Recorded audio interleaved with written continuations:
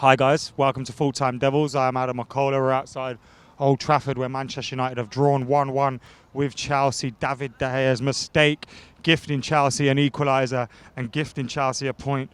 Probably a spot in the top four as well. Manchester United today disappointed by that mistake and disappointed by a second half performance where we failed to really crank up the pressure on Chelsea's back four, create that chance and get that goal that would have gave us a crucial 3 points. The first half though, I've got to say, some of the football in between the likes of Mata, Pogba, Herrera, etc. was very, very good. Some of the transition in play, getting the ball forward, working the line down that left-hand side was very good. And we managed to get a goal as well out of it. Mata finishing the chance after some good work down the left-hand side, created that opportunity for him. And I think it was Luke Shaw that crossed the ball. I might be wrong on that one.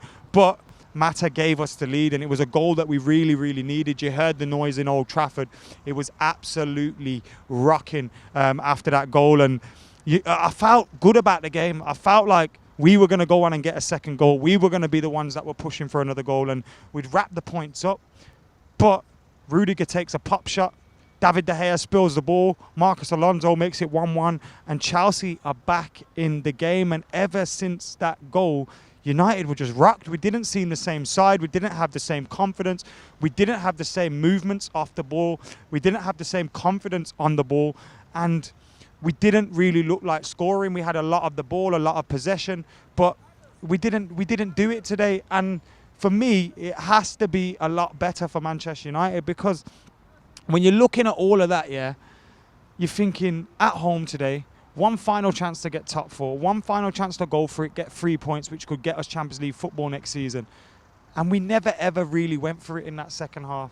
And that's a disappointing thing for me.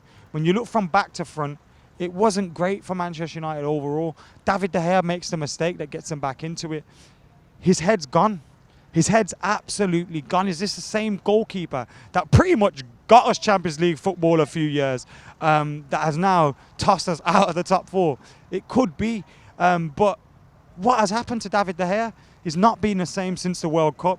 The Spanish press and the Spanish fans getting on him seems to have affected his confidence and knocked him. And he's not been the same since then. Send him on holiday. Let him get a rest. The season's done now.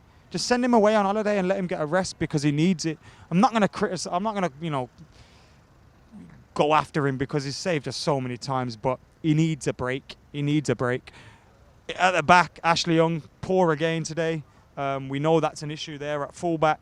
Luke Shaw could have done more for me in some areas of the pitch when he had the ball, but overall I thought he did okay. Bailly and Lindelof. I was happy with Bailly and Lindelof at the heart of the defence. Bailly went off injured, which was unfortunate. Rojo came on for him. Rojo nearly got us a goal towards the end of the game in injury time when he had a header that was cleared off the line. But again, that was the closest that we went. And Bailly and Lindelof were a positive today, because I thought they put in a decent shift. They put in a performance. But again, Bailly gets injured and it's like, here we go again. I read a rumour this week that Bailly wants to stay and fight out for a spot at the club. And I think he could do that talent-wise, but it's his injuries which are causing him a problem at the minute. Then you go forward into midfield. Nemanja Matic, slow, pedestrian, not good enough for Manchester United anymore. A big problem there. In the midfield, I thought Mata, Herrera, Pogba, I thought they all did well in there, and they were probably our three best players. I would have gave our man of the match to Ander Herrera, but Juan Mata wasn't far behind him. And I thought Paul Pogba did okay as well. Those were our best three players in the game today. And further forward, you're looking at that front line, and it was Rashford and Lukaku. And Lukaku, so poor. Rashford out of form, snatching at everything. Doesn't look like he's going to take a chance. Went off with a shoulder injury. Hopefully it's not too serious, but even if it is, will we miss him at the moment? Not in the form that he's in. Romelu Lukaku though, Jesus Christ, we're expecting a Romelu Lukaku that should be in his pump, should be enjoying the time of his life here at Manchester United. He had a decent first season, but this second season, what has he been doing? I genuinely do not know. He has been awful for Manchester United. He seems scared to get through on goal in case he misses an opportunity and he can't take it. He pulls out wide all the time. And you're a big number 9, Romelu Lukaku, £75 million goal scorer that would rather pull out wide and let Juan Mata run through the middle of the park. And when we're chasing a goal, it genuinely doesn't make sense to me. Now, some people can say, sometimes he gets a good crossing and sometimes he does.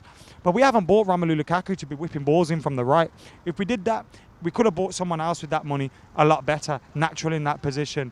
You're looking at him and you're thinking he's doing everything not to get into a position where he's going to miss a chance.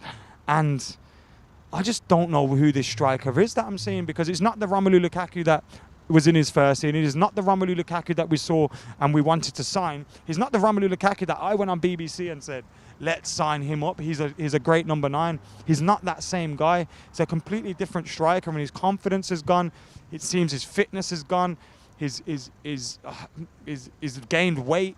It's just not good enough, and watching him is just frustrating. And then you look at it and you think, right, our width is coming from Ashley Young and Luke Shaw.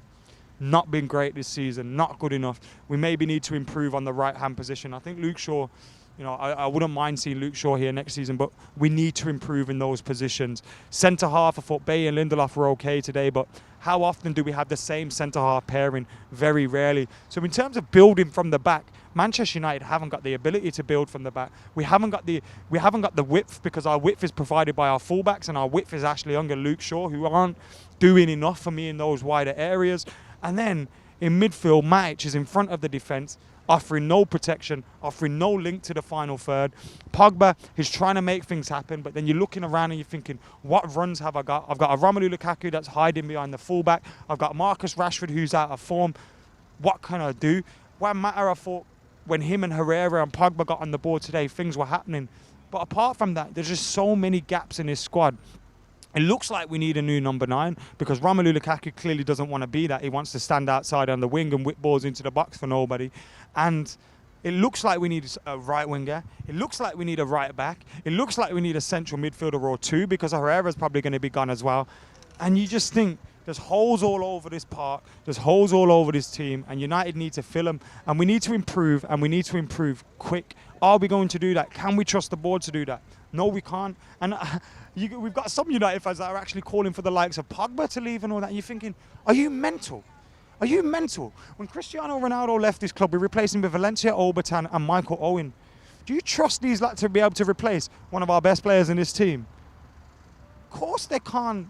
I can't trust them to replace Ashley Young, Chris Smalling and Phil Jones.